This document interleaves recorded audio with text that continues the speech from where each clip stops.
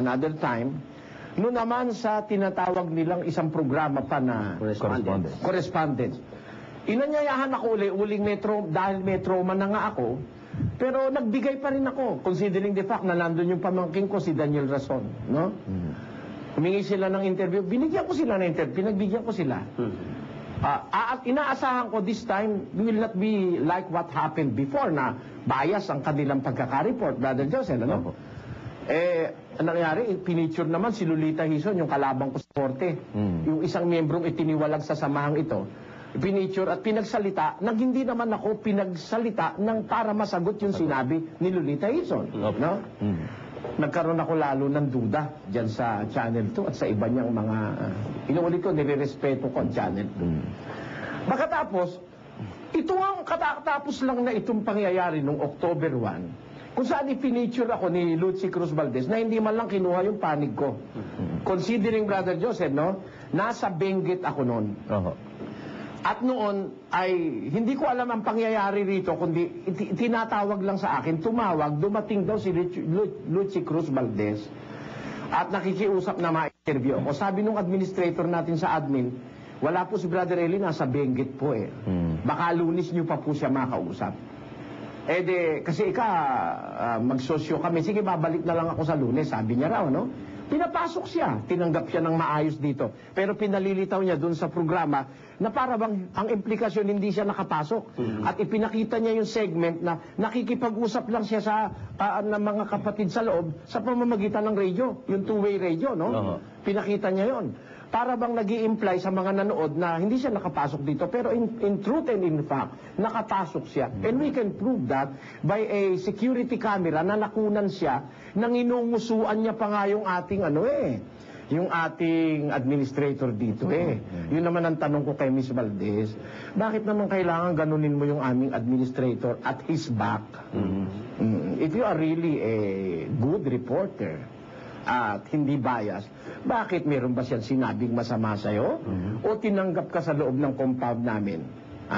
Total, ipinakita mo ko, Lucy, no? Pinakita mo ko dumudura Wala naman yata sanang kinalaman na yun sa topic mong special assignment, yung pagdura ko.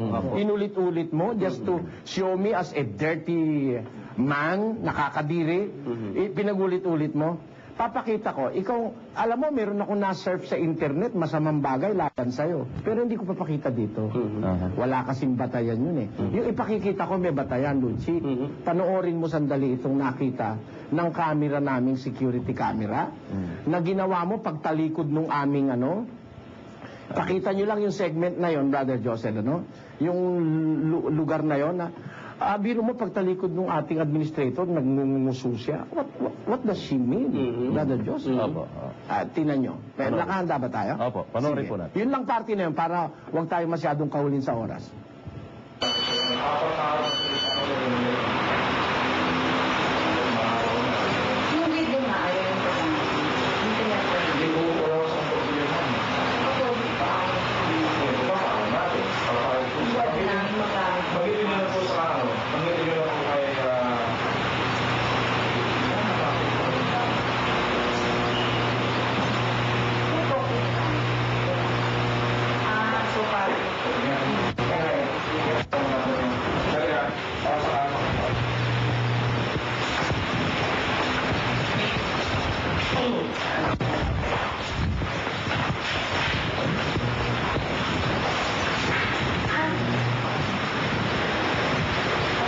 Nakita niyo yan?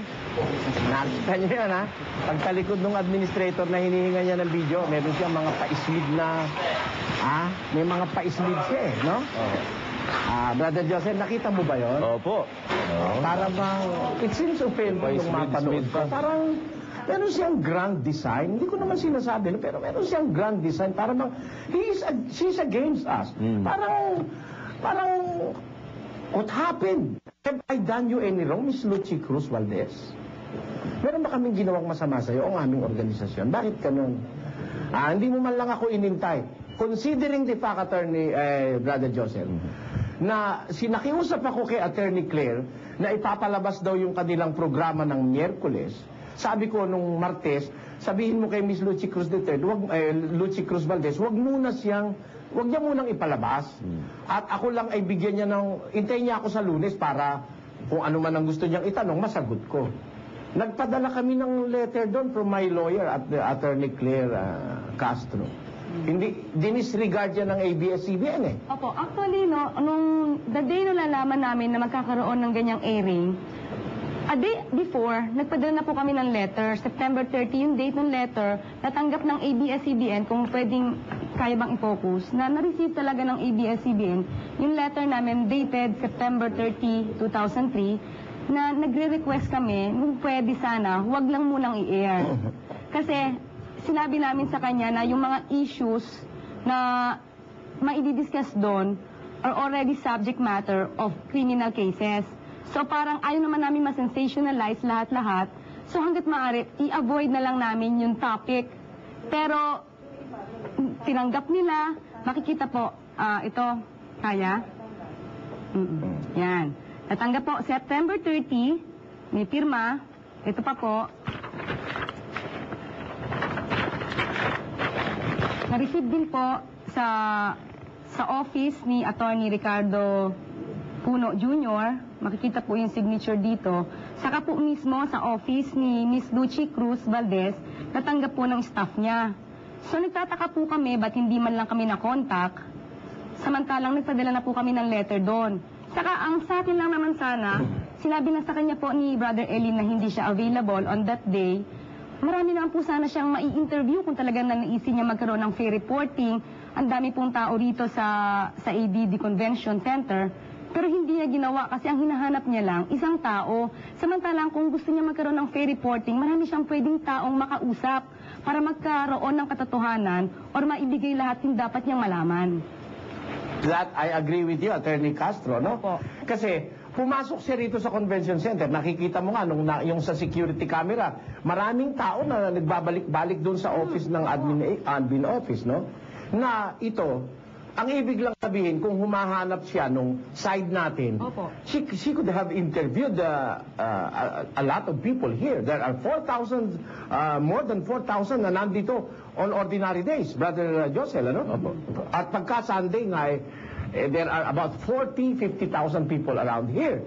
Pero kung siya talagang nagpa-practice ng fair and scrupulous reporting, sana, nag-interview siya, totoo ba yung sinasabi nung aking mga igegest doon sa program ko na si Brother Soriano raw ng hostage, sino-hostage ba kayo rito?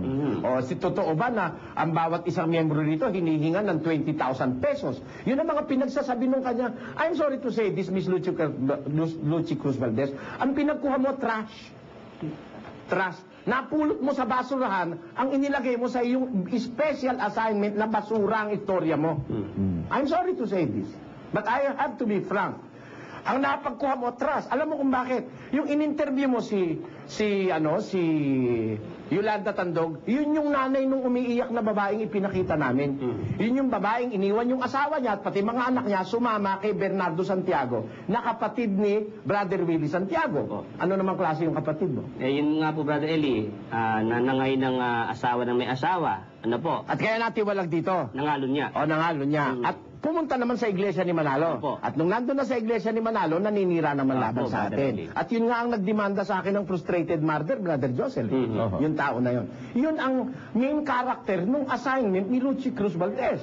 Meron pang isa, yung Idet, na isang seminarista na masama ang record dito sa atin. Kaya umalis dito yun eh. Pinaalis dito yun eh, Brother Josel. At yung sinasabi pa nilang dalawa raw na mag-asawa, no? Na yung daw dalawang mag-asawa na yun eh, miyembro natin, hindi naman totoo. Dahil nakasingsing nga eh, yung babae eh.